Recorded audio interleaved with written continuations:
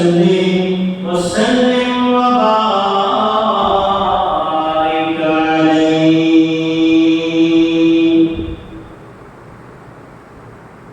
معزز মুহতারাম সম্মানিত আমার পরম শ্রদ্ধেয় মুসলিম کرام মুমিন এজম আমার এলাকায় উপস্থিত আমার উস্তাদের সম্পূর্ণ উস্তাদি এজম পর্দারে ওয়াজ ও নসিহত শ্রবণ করার লক্ষ্যে যারা অপেক্ষমান রয়েছেন শ্রদ্ধেয় মা ও বোনেরা রহিমানি ওয়া রাহমাতুল্লাহ আবারও সালাম দিচ্ছি আসসালামু আলাইকুম ওয়া রাহমাতুল্লাহি তাআলা ওয়া বারাকাতুহু। ওয়া আলাইকুম আসসালাম ওয়া রাহমাতুল্লাহি মহান জাল্লা শানুহু মওলাই করিম রব্বুল আলামিন আহকামুল হাকিমিন দরবারে অসংখ্য অগণিত শুকরিয়া জ্ঞাপন করছি। মওলা মুনিব আমাদেরকে দুনিয়ার কাজে লিপ্ত না করে আল্লাহর মসজিদে এসে ইবাদত বন্দেগী করার সুযোগ করে দিয়েছেন। শুকরান করি আলহামদুলিল্লাহ। সাথে সাথে নবী পাক সাল্লাল্লাহু আলাইহি ওয়াসাল্লামের কদমে পাকের মধ্যে মুহাম্মদ ভক্তি শ্রদ্ধা প্রেম ইশক নিয়ে সালাত ও সালাম পেশ করি। আসসালাতু ওয়াসসালামু আলাইকা সাইয়্যিদি ইয়া রাসূলুল্লাহ, আসসালাতু ওয়াসসালামু আলাইকা সাইয়্যিদি ইয়া হাবিবাল্লাহ, আসসালাতু ওয়াসসালামু আলাইকা সাইয়্যিদি ইয়া রাহমাতাল লিল আলামিন। সম্মানিত হাজিরিন, শুরুতে যে আয়াত কারিমা তেলাওয়াত করেছি, রব্বুল আলামিনের যদি দয়া হয়, আপনাদের যদি নেক নজর হয়, রাসূল পাক সাল্লাল্লাহু আলাইহি ওয়াসাল্লামের যদি নিগাহ হয়, কুরআন এবং হাদিস থেকে ছাত্র মানুষ হিসেবে কয়েকটি বারাতে আমার সংক্ষিপ্ত বক্তব্য রেখে রাখব ইনশাআল্লাহ তাআলা। যে শুরুতে আয়াত কারিমা তেলাওয়াত করেছি, এই আয়াত কারিমা এসেছে কোরআন কারীমের সূরাতুল হুজুরাতের 12 নম্বর আয়াত। এই আয়াত কারিমাটি বেশারকম আপনাদের মোটামুটি জানা হয়েছে। এরপরেও তেলাওয়াত যখন করেছি, দোয়া স্বরূপ আপনাদের খেদমত আরজ করি, আল্লাহ পাক সুবহানাহু ওয়া তাআলা এই সূরাতুল হুজুরাতের মধ্যে 12 নম্বর আয়াতের মধ্যে রব্বুল আলামিন ইরশাদ করেন, ইয়া আইয়ুহাল্লাযীনা আমানু, হে ঈমানদারগণ, আমানুজতাইবু কাসীরাম মিনাজ যন্ন, তোমরা বহুবিধ অনুমান হতে তোমরা দূরে থাকো। বুঝেন না? হে ঈমানদারগণ, তোমরা একে অপরকে অনুমান করা থেকে, একে অপরকে মাফ কাটি করা থেকে তোমরা কি থাকো? দূরে থাকো। ইন্না বা'দাল যান্না ইসমুন, কারণ অনুমান কোন ক্ষেত্রে এটা পাপের কারণ হয়। অনুমান করা মানুষের সম্পর্কে, তোমরা খোঁজাখুঁজি করা, ইচ্ছা করা, ওটা করা, অর্থাৎ অনুমান করা কোনো সময় এটা কি হয়? পাপ হয়। ওয়ালা তাজাসসু, তোমরা তোমাদের ভাইদের দোষ নিয়ে সমালোচনা করা নিয়ে তোমরা কি থাকো? বিরত থাকো। ওয়ালা তাজাসসু, তোমরা তোমাদের ভাইয়ের হিংসা থেকে, দোষ সন্ধান করা থেকে, সমালোচনা করা থেকে তোমরা কি থাকো? বিরত থাকো। ওয়ালা ইয়াগতাব বা'দুকুম বা'দা, কেননা তোমরা একে অপরের পাশাতে নিন্দা করা থেকে তোমরা কি থাকো? বিরত থাকো। সুতরাং এই আয়াতে কারিমা, আখির আয়াত, এই আয়াতে কারিমা থেকে আমরা শিক্ষা নিতে পারি আল্লাহ পাক সুবহানাহু ওয়া তাআলা একে অপরের দোষ খোঁজাখুঁজি থেকে, একে অপরের সমালোচনা থেকে, একে অপরের হিংসা করা থেকে আমাদেরকে দূরে থাকতে বলেছে। ওয়াত্তাকুল্লাহ ইন্নাল্লাহা তাওয়াবুর রাহিম।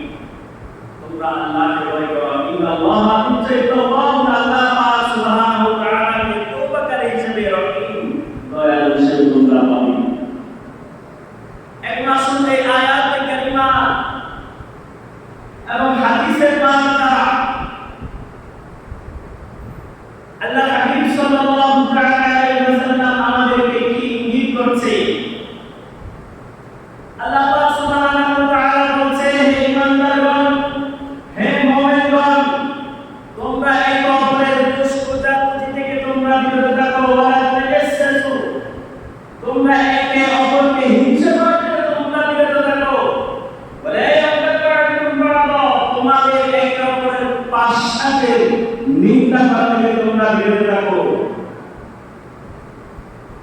সুতরাং হিংসা, একে অপরের সমালোচনা, এটা আল্লাহ পাক সুবহানাহু ওয়া তাআলা এই দুনিয়ার এই পৃথিবীতে তখন থেকেও ছিল, এখনো আছে।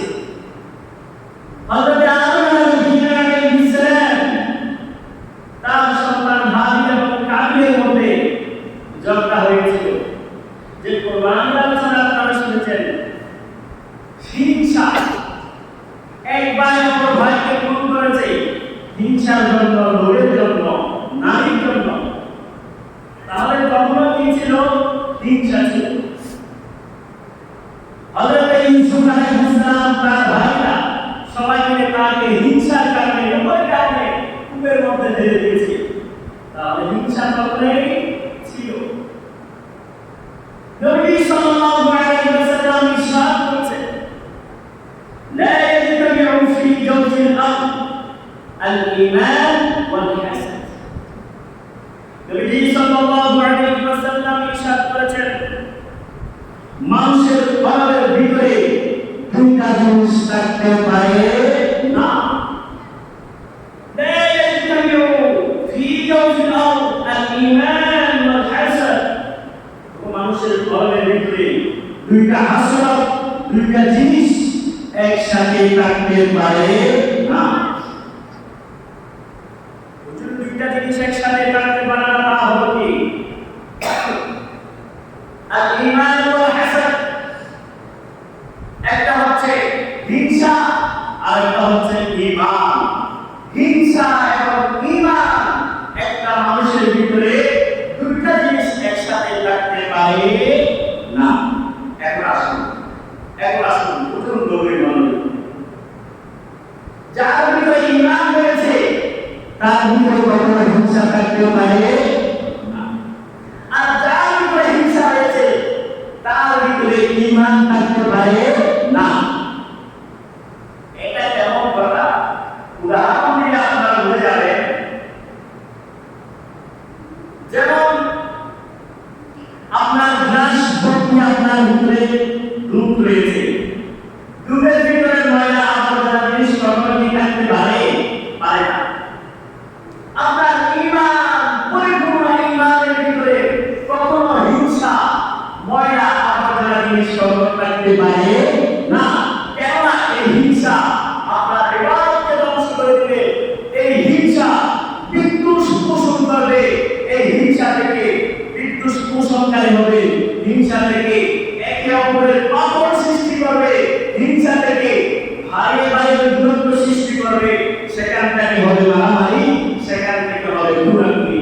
সুতরাং এই হাদিসে পাক থেকে বলছে, কোন মানুষের কলবের ভিতরে দুইটা জিনিস একসাথে থাকতে পারে না, তা হচ্ছে আল-ঈমান ওয়াল হাসাদ।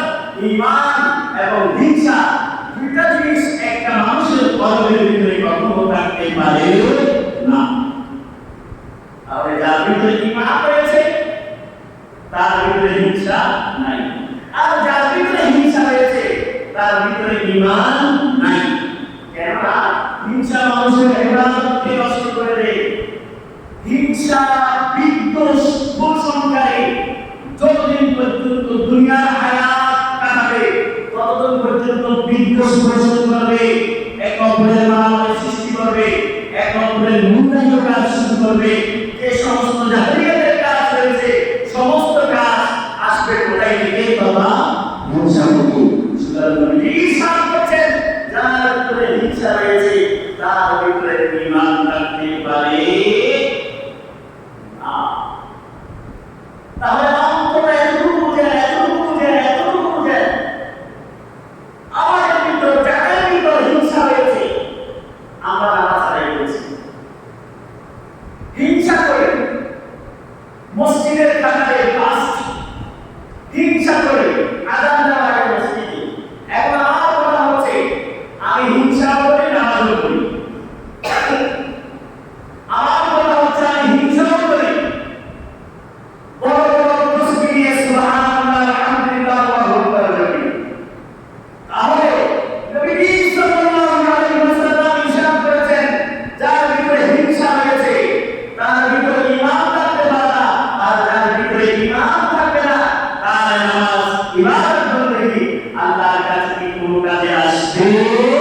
আসবে না। হিংসা আপনাকে বিদ্বেষ প্রমাণ করায়, হিংসা আপনাকে ভেঙে দেয়, হিংসা ভাইয়ে ভাইয়ে মারামারি সৃষ্টি করে, হিংসা কোলাকুলি সৃষ্টি করে, হিংসা পালন করিয়ে দেয়। তাহলে যার ভিতরে ঈমান রয়েছে তার ভিতরে কখনো হিংসা থাকতে পারে না, আর যার ভিতরে হিংসা রয়েছে তার ভিতরে ঈমান থাকতে পারে না। এই হিংসা, এই বিদ্বেষ খুবই মারাত্মক জিনিস।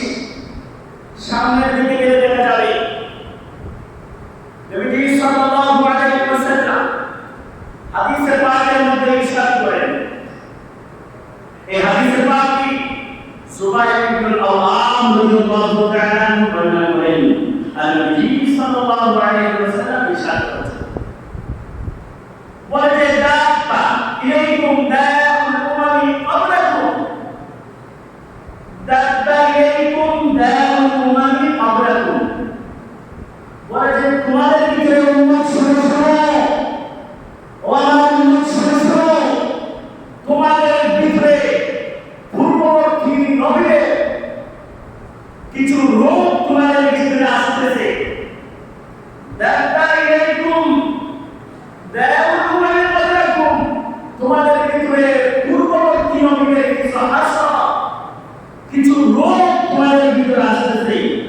তাও কি الحسد والبغضاء، الحسد হিংসা, والبغضاء বিদ্বেষ। পূর্ববর্তী নবীদের উম্মতের মধ্যে ছিল উম্মত শুনো, তোমাদের ভিতরে এই হাসদ তোমাদের ভিতরে আসতেছে। দাবাইকুম দাউল উমামি ক্বাবলাকুম, এই সেই আল হাসাদ ওয়াল বাগদাউ, হিংসা, ওয়াল বাগদাউ বিদ্বেষ তোমাদের ভিতরে আসতেছে। উম্মত শুনো, নবী সাল্লাল্লাহু আলাইহি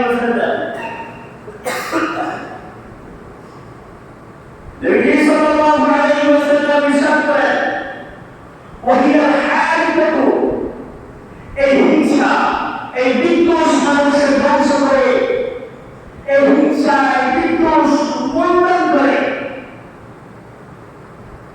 এই হিংসা, এই বিদ্বেষ মানুষকে নষ্ট করে, মানুষের ইবাদত বندگিকে নষ্ট করে। এই বিদ্বেষ আপনাকে এমন জায়গায় নিয়ে যায়, এই শয়তানি কাজ আপনাকে এমনকি খুনের কাজ, মারামারির কাছে পর্যন্ত এই হিংসা, এই বিদ্বেষ আপনাকে নিয়ে যায়। উম্মত শুনো, পূর্ববর্তী নবীদের মধ্যে, নবীদের উম্মতের মধ্যে ছিল, সেটাও তোমাদের ভিতরে আসতেছে।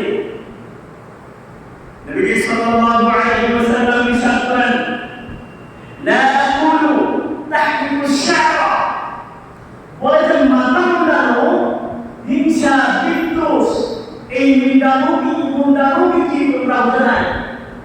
যেমনিভাবে হাদিসে পাকের মধ্যে উদাহরণ দিয়ে বুঝাচ্ছে, তোমরা যদি সেলুনের দোকানে যাও, যেমনিভাবে খুর রয়েছে, সেই খুর দ্বারা তোমরা যেভাবে মাথা মুন্ডন করো, মাথার চুল একটাও রাখো না, ঠিক অনুরূপভাবে এই হিংসা, এই বিদ্বেষ, ওয়ালাকিন তাহরিকুদ দ্বীন, দ্বীন এবং ইসলামকে পর্যন্ত হিংসা, বিদ্বেষ ধ্বংস করে দিতে হবে। নাউযুবিল্লাহ। এই হাদিসের পাক থেকে কি বলেছেন? হিংসা, বিদ্বেষ মানুষকে এমনভাবে ধ্বংস করে দেয়, ওই সমস্ত হিংসাকারী, ওই সমস্ত বিদ্বেষ পোষণকারী ইসলামকে, দ্বীনকে ধ্বংস করে দেয়। কিভাবে ধ্বংস করে দেয়? যেমনিভাবে কুকুর মাথার একটা চুলো রাখে না, ঠিক অনুরূপভাবে সেই হিংসা, দ্বীন এবং ইসলামকে দুনিয়ার মধ্যে রাখে না। নবী সাল্লাল্লাহু আলাইহি ওয়াসাল্লাম ইরশাদ করেছেন। এরপর নবী সাল্লাল্লাহু আলাইহি ওয়াসাল্লাম ইরশাদ করেছেন, ওয়াল্লাযী নাফসু বিয়াদিহি, ওই সত্তার কসম করে বলছি, নবী সাল্লাল্লাহু আলাইহি ওয়াসাল্লাম ইরশাদ করেন, ওয়াল্লাযী নাফসু বিয়াদিহি, ওই সত্তার কসম করে বলছি, যার হাতে আমার প্রাণ রয়েছে, যিনি আমাকে প্রদান করেছে, যিনি আমাকে নবী হিসেবে দুনিয়ার মধ্যে প্রেরণ করেছে, লা তাদখুলুল জান্নাতা হাত্তা তুমিনু, তোমরা জান্নাতে যেতে পারবে না হাত্তা তুমিনু, যতক্ষণ পর্যন্ত মুমিন ঈমানদার হবে না। তো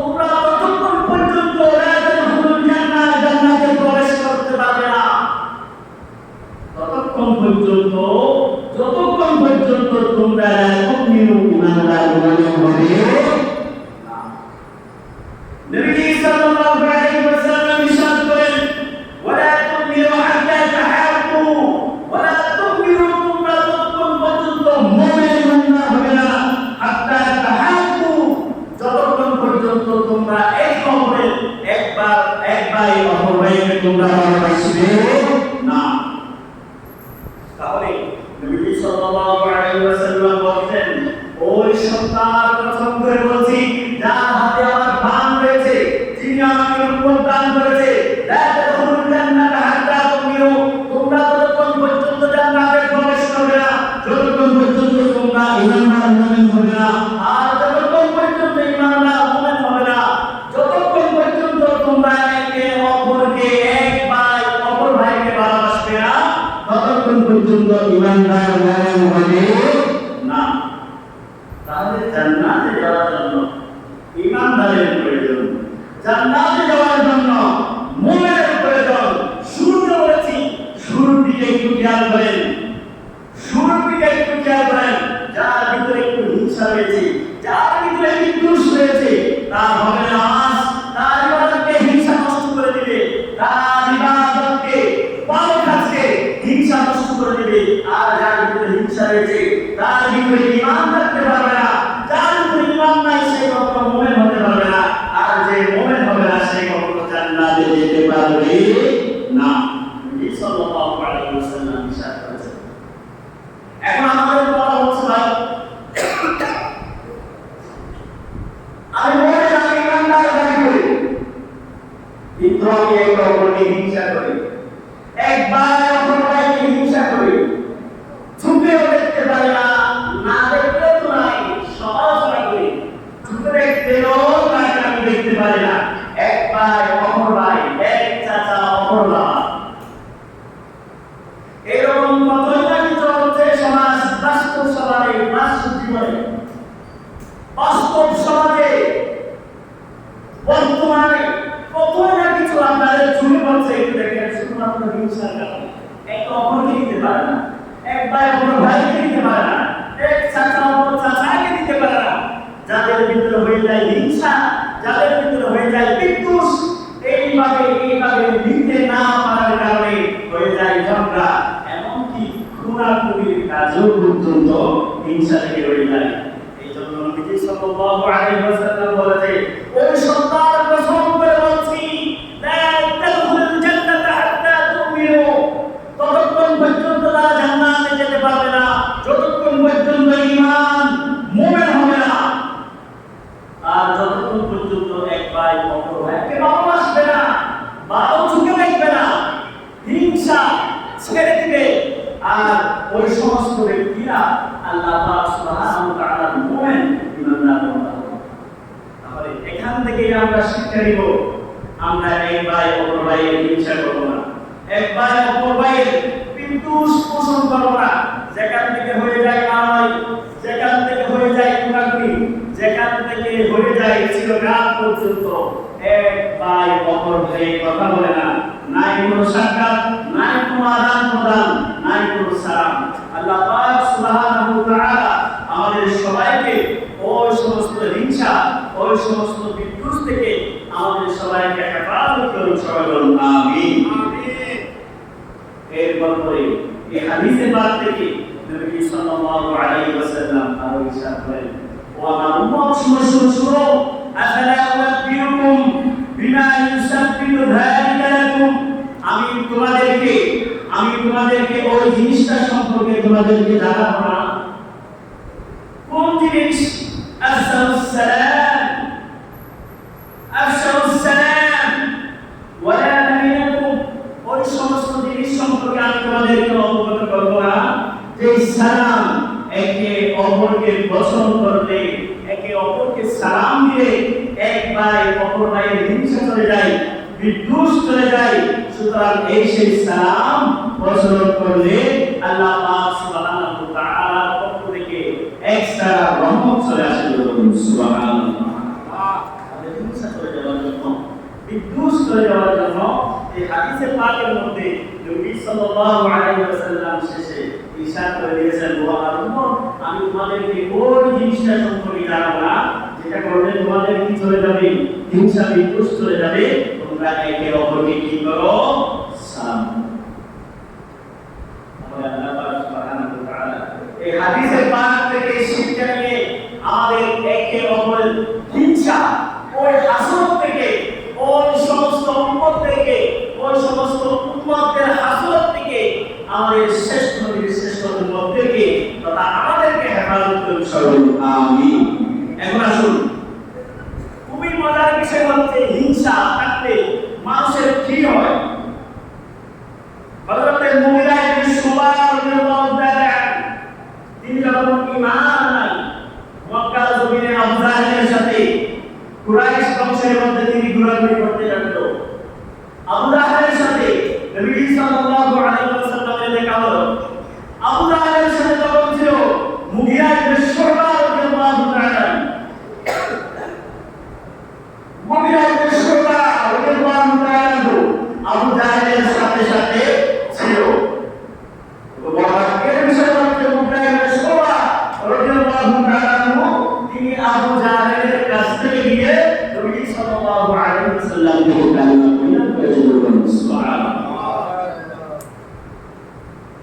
আবু জাহেলের সাথে যখন নবীর দেখা হলো, নবী আবু জাহেলকে কালিমার দাওয়াত দিল। আপনি আল্লাহ ছাড়া কোনো বাইতুল্লাহকে, কোনো রাষ্ট্রকে, কোনো গাছকে, কোনো মূর্তিকে পূজা করবেন না, সিজদা করবেন না। এই সিজদা মালিক, এই কবরের মালিক একমাত্র কে? আল্লাহ। এই দাওয়াত দিলেন। এই দাওয়াত দেওয়ার পরে আবু জাহেল নবী সাল্লাল্লাহু আলাইহি ওয়াসাল্লাম বিভিন্ন কথাবার্তা বলার পরে নবীকে বানিয়ে দিলেন। ওই দিকে যাচ্ছে না, কারণ সময় খুব সংক্ষেপ। হযরত মুগীরা ইবনে শুবা রাদিয়াল্লাহু তাআলা এই কথা শোনার পরে আবু জাহেল এবং মুগীরা একসাথে ছিল। নবী সাল্লাল্লাহু আলাইহি ওয়াসাল্লামকে বানিয়ে দিলেন, দ্বীনের দাওয়াত দিলেন, ইসলামের দাওয়াত দিলেন। আবু জাহেল তা অ্যাকসেপ্ট করে নাই। নবী সাল্লাল্লাহু আলাইহি ওয়াসাল্লাম যাওয়ার পরে আবু জাহেল মুগীরাকে বলল, হে মুগীরা, তুমি কি জানো ওয়াল্লাহি ইন্নী, যারা আরব কান্ট্রিতে ছিলেন এখানের মধ্যে একটা শব্দ বেশিরভাগ প্রচলন হয়, কথায় কথায় ওয়াল্লাহি শব্দটা বেশি প্রচলন হয়। আরবিরা বেশিরভাগ ওয়াল্লাহি শব্দটা বেশি প্রচলন হয়। হযরত মুগীরা ইবনে শুবা রাদিয়াল্লাহু তাআলা বলেন, আবু জাহেল, হে মুগীরা, তুমি কি জানো আমার বাতিজা আমাকে দ্বীনের দাওয়াত দিয়েছে, ইসলামের দাওয়াত দিয়েছে। ওয়াল্লাহি আন্নী লা আ'লামু আন্না মা ইয়াকুলু বিহি, বাতিজা যা বলেছে তা সত্য, দ্বীন এবং ইসলাম বলে। সুবহানাল্লাহ। ওয়াল্লাহি এইভাবে তাকিদ দিয়ে, আন্নী লা আ'লামু, না তাকিদ দিয়ে বাতিজা যা বলেছে তা সত্য, দ্বীন এবং ইসলাম। মুগীরা বলছে, হুজুর আপনি কেন কালিমা পরিধান করেন নাই? সত্য দ্বীন হবে, সত্য ইসলাম হবে। বলে, আমি এই জন্য কালিমা পরিধান করি নাই, মক্কার কুরাইশ বংশের অসংখ্য অধিকাংশ লোকরা আমাকে হিম্মতওয়ালা ব্যক্তি হিসেবে আমাকে চিনে, আমাকে অসংখ্য অবৈধ মানুষ চলে আসে। আমি বাতিজার দাওয়াত যদি আমি গ্রহণ করি, দ্বীন এবং ইসলামের দাওয়াত যদি আমি গ্রহণ করি, বাতিজার প্রথম যে আমাকে চলতে হবে মুহাম্মদ সাল্লাল্লাহু আলাইহি ওয়াসাল্লামের কথা অনুযায়ী আমাকে চলতে হবে। সুতরাং আবু জাহেল হিংসার কারণে কালিমার দাওয়াত গ্রহণ করে নাই। এই কথা শোনার সাথে সাথে হযরত মুগীরা ইবনে শুবা আবু জাহেলের কাছ থেকে গিয়ে নবী সাল্লাল্লাহু আলাইহি ওয়াসাল্লামের কাছ থেকে কালিমা পড়ে ইসলাম ধর্ম, মুসলমান ধর্ম গ্রহণ করে। সুবহানাল্লাহ। তাহলে হিংসার কারণে আবু জাহেল কালিমা পরিধান করে নাই, আর হিংসা বাদ দিয়েছে, মুসলমান ধর্ম গ্রহণ করেছে হযরত মুগীরা ইবনে শুবা রাদিয়াল্লাহু তাআলা। তাহলে দেখেন হিংসা কোথায় নিয়ে যায়। নবী সাল্লাল্লাহু আলাইহি ওয়াসাল্লাম বলেছে, যার ভিতরে বিন্দু পরিমাণ হিংসা রয়েছে তার ভিতরে ঈমানের স্থান ধরে না, ঈমান চলে যায়। সেই যদি হয় নামাজি, সেই যদি হয় ভালো কাজকারী, এর পরেও তার ভালো কাজ, তার নামাজ সুবহানাহু ওয়া তাআলা রব্বুল আলামিনের কাছে কোনো কাজে আসে না। নবী সাল্লাল্লাহু আলাইহি ওয়াসাল্লাম বাকি দিয়ে বলছে, ওয়াল্লাযী বিয়াদিহি নাফসু বিয়াদিহি, ওয়াল্লাযী নাফসু বিয়াদিহি, সেই করছি যার হাতে আমার প্রাণ, যিনি আমাকে প্রদান করেছে, যিনি আমাকে নবী হিসেবে প্রেরণ করেছে, যার ভিতরে ঈমান নাই সে কখনো মুমিন হতে পারে না, আর মুমিন না হলে কখনো জান্নাতে প্রবেশ করতে পারে না। আর আমাদের ভিতরে যদি হিংসা থাকে, আমাদের ভিতরে যদি বিদ্বেষ থাকে, আমাদের ইবাদত কোথায় যাবে, আমাদের নামাজ, আমাদের সিজদা কোথায় যাবে, সেটা আপনারাই চিন্তা ভাবনা করে দেখুন। আর এই হিংসা, এই বিদ্বেষ বর্তমান অসংখ্য অবৈধ মানুষের কাছে দেখা যায়, উন্মোচন হয়। নামাজ পড়ি, রুকু করে, সিজদা করি, ভালো কাজ করি, কিন্তু হিংসা ছাড়তে পারি না। নামাজ পড়ি, ভালো কাজ করে, টুপি দিয়ে ঘুরি, কিন্তু আমি হিংসা ছাড়তে পারি না। আর সেই হিংসা আপনাকে কোথায় নিয়ে যাচ্ছে? সেই হিংসা থাকার কারণে নবীজি বলছে, তোমার জন্য নাই কোনো জান্নাত, তোমার ইবাদত আল্লাহর কাছে পৌঁছে না। কারণ হিংসা থাকলে, বিদ্বেষ থাকলে ওই সমস্ত ব্যক্তির ইবাদত আল্লাহর কাছে কবুল হয় না। বুঝলেন? এই হাদিসের পাঠ থেকে বুঝলেন, হিংসা থাকলে আমাদের কোন অবস্থান হয়, আমরা কোথায় অবস্থান করি, এই হাদিসের পাঠ থেকে বুঝলেন। আল্লাহ পাক সুবহানাহু ওয়া তাআলা হিংসা এবং বিদ্বেষ থেকে আমাদের সবাইকে হেফাজত করুন। আমিন। আর এই হাদিসের পাঠ আপনাদের কাছে তেলাওয়াত করি। আল্লাহ হাবিব সাল্লাল্লাহু আলাইহি ওয়াসাল্লাম ইরশাদ করেন, ইয়াকুম ওয়াসান, সাবধান সাবধান, তোমরা ক্ষুধারণা থেকে তোমরা বেঁচে থাকো। ফাইন্না যাল্লা আকসারুল হাদিস, তোমরা ক্ষুধারণা থেকে বেঁচে থাকো, কেননা এটা অধিক পরিমাণ মিথ্যা। তোমরা ক্ষুধারণা থেকে তোমরা বেঁচে থাকো, কেননা এটা অধিক পরিমাণ মিথ্যা। কেননা আমি একজনের সম্বন্ধে আলোচনা করেছি, ধারণা করেছি, এটা হয়, এটা হয়েছে, এটা হয়, ওটা হয়েছে, এটা আমাদের ধারণা। কি ধারণা? নবী সাল্লাল্লাহু আলাইহি ওয়াসাল্লাম বলেছেন, ইয়াকুম ওয়াযান ফাইন্না যান্না আকসারুল হাদিস, তোমরা ওই সমস্ত ক্ষুধারণা থেকে তোমরা বেঁচে থাকো, কেননা ক্ষুধারণা হচ্ছে মিথ্যা ধারণা একটা জিনিস। এরপর নবী সাল্লাল্লাহু আলাইহি ওয়াসাল্লাম ইরশাদ করেছেন, ওয়ালা তাহাসসু, তোমরা একে অপরের দোষ চুরি থেকে তোমরা বেঁচে থাকো, তোমরা একে অপরের দোষ খোঁজাখুঁজি করিও না। ওয়ালা তাহাসসু, এরপর নবী সাল্লাল্লাহু আলাইহি ওয়াসাল্লাম বলেন, ওয়ালা তাজাসসু, তোমরা একে অপরের গোয়েন্দাগিরি করিও না। আল্লাহ নবী বলেন, নবী সাল্লাল্লাহু আলাইহি ওয়াসাল্লামের হাদিস শরীফ, তোমরা একে অপরের দোষ খোঁজাখুঁজি করিও না, একে অপরকে নিয়ে তোমরা ক্ষুধারণা করিও না, তোমরা একে অপরের গোয়েন্দাগিরি করিও না। এই হাদিসের পাঠ থেকে বলা তাজাসসু, গোয়েন্দাগিরি, সেটা আপনারাই ভালো জানেন গোয়েন্দাগিরি কাকে বলে। নবী সাল্লাল্লাহু আলাইহি ওয়াসাল্লাম ইরশাদ করেন, ওয়ালা তানাজাসু, তোমরা একে অপরের ধোঁকা দিও না, একে অপরকে তোমরা ধোঁকা দিও না, গোয়েন্দাগিরি করিও না, অপরজনের দোষ ঢুকিয়ে তোমরা খোঁজাখুঁজি করিও না। কারণ আল্লাহ পাক সুবহানাহু ওয়া তাআলা বান্দার দোষকে গোপন করেছে, আর আমি যদি সেটা নিয়ে খোঁজাখুঁজি করি, তাহলে আমার দোষ উন্মোচন করে দিবেন কে? আল্লাহ। এই হাদিসের পাঠ থেকে শিক্ষা নেন। বলেছিলাম কোন এক সময় আলোচনায় মসজিদে মিম্বরে বলেছিলাম, আপনি যদি কোনো বান্দার দোষ গোপন করেন, কিয়ামতের ময়দানে আপনার পাহাড় পরিমাণ গুনাহকে হরণ করে রব্বুল আলামিন আপনাকে জান্নাত হিসেবে ঘোষণা করে দিবেন। সুবহানাল্লাহ। আর সেই উপস্থিতির উম্মতের মধ্যে থাকে, বান্দার মধ্যে থাকে, বান্দা যদি একে অপরের ক্ষুধারণা করে, মানুষের দোষ নিয়ে খোঁজাখুঁজি করে, মানুষের সাথে একে অপরের গোয়েন্দাগিরি করে, নবী সাল্লাল্লাহু আলাইহি ওয়াসাল্লাম আরো বলেছেন, ওয়ালা তাহাসসু, তোমরা একজন অপরজনের প্রতি হিংসা বিদ্বেষ করিও না। এই হিংসা বলা মারাত্মক, এই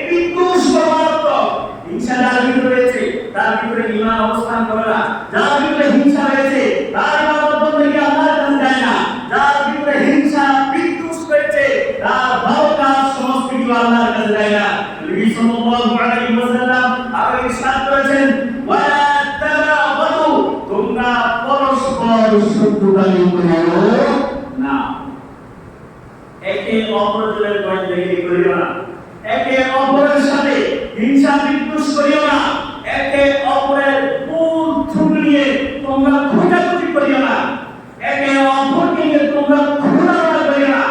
এরপরে নবী সাল্লাল্লাহু আলাইহি ওয়াসাল্লাম আমাদের ইরশাদ করেছেন, ওয়ালা তাদাবারু, তোমরা একে অপরের পিছু নিও না। এক অপরের পিছের যে সমস্ত দোষ রয়েছে, পিছের যে সমস্ত ভুলগুলো রয়েছে, ওই সমস্ত ভুল এবং দোষ দিয়ে তোমরা খোঁজাখুঁজি করিও না। এরপরে নবী সাল্লাল্লাহু আলাইহি ওয়াসাল্লাম বলেছেন, ওকুনু ইবাদাল্লাহি ইখওয়ানা, তোমরা পরস্পর ভাই, একে অপরের মিলেমিশে থাকো। এই জন্য শুরুতে আমি এই আয়াত কারিমা তেলাওয়াত করেছি, সূরা হুজুরাতের 12 নম্বর আয়াতে, আইয়ুহাল্লাযীনা আমানু ইজতানিবু কাসীরাম মিনাজ-যান্নি ইন্না বা'দাজ-যান্নি ইসmun ওয়া লা তাজাসসাসু ওয়া লা ইয়াগতাব বা'দুকুম বা'দান। তাহলে এখান থেকে ওয়ালা তাজাসসাসু, যারা গীবত করে, যারা হিংসা করে, মানুষের দোষ নিয়ে খোঁজাখুঁজি করে, আর এই আয়াতি কারিমার মধ্যে বলছে তোমরা তোমাদের আপন মরা ভাইয়ের গোশত তোমরা খাও, গোশত নিয়ে তোমরা কি করো, কান্নাকাটি করো। তাহলে আজকের আমার বিষয়বস্তু থেকে আমি একটাই শিখে নিব, আমরা একে অপরের হিংসা বিদ্বেষ করব না। হিংসা আপনাকে কোথায় নিয়ে যায়? বিদ্বেষ, পাগল সৃষ্টি করে। সেই পাগলতা থেকে একে অপরের মর্মান্বিত হয়, সেখান থেকে হয় বিভিন্ন বিহেভিয়ার, বিভিন্ন রকম আপনার সাথে খারাপ ধারণা, সেখান থেকে হয়ে যায় আপনার সাথে পুরোপুরি পর্যন্ত হিংসা থেকে নিয়ে যায়। হিংসা আপনার ইবাদত বন্দেগীকে ধ্বংস করে। হিংসা যার ভিতরে রয়েছে, যার কলবের ভিতরে স্থান নিয়েছে, তার ভিতরে কখনো ঈমান আনতে পারে না। আর সেই নবী সাল্লাল্লাহু আলাইহি ওয়াসাল্লাম বলেছে, সেই সত্তার কসম কি আমি বলছি, যার হাতে আমার প্রাণ, যিনি আমাকে নবুয়ত দান করেছে, যার ভিতরে হিংসা রয়েছে, যার ভিতরে কখনো ঈমানের স্থান নিতে পারে না, যার ভিতরে ঈমান নাই, সে কখনো মুমিন হতে পারবে না। আর যে মুমিন না, ঈমানদার না, সে কখনো জান্নাতে প্রবেশ করতে পারবে না। বুঝলেন? হিংসা আমাদেরকে কোথায় নিয়ে যায়? সচরাচর এই হিংসা আমাদের ভিতরে রয়েছে। আমি আশা করব, আমি উদাত্ত আহ্বান জানাবো, এই হিংসা যেন আমরা ছেড়ে দিই। আল্লাহ পাক সুবহানাহু ওয়া তাআলা ইবাদত বন্দেগী করি, এই নামাজের জাযা, এই সিজদার জাযা আল্লাহ পাক যেন কবুল করে ময়দানে হাসরের মধ্যে আমাদের প্রত্যেককে জাযা হিসেবে, পুরস্কার হিসেবে নামাজের দান করে কিয়ামতের ময়দানে আল্লাহ রাসূল সাল্লাল্লাহু আলাইহি ওয়াসাল্লামের সুপারিশ করে আমিন। এবং আগামী জুমায় আমার এই হিংসা বিষয়বস্তু থাকবে, কারণ হিংসা থেকে সাহাবীরা অনেক শিক্ষা নিয়েছে। হিংসা থেকে যুগে যুগে কালে কালে কি হয়েছে, হিংসা করে মানুষের কি হাসল হয়েছে, সেই বিষয় নিয়ে আগামী জুমা আমার বিষয়বস্তু থাকবে। আল্লাহ সুবহানাহু ওয়া তাআলা প্রত্যেককে কবুল করুন। আমিন।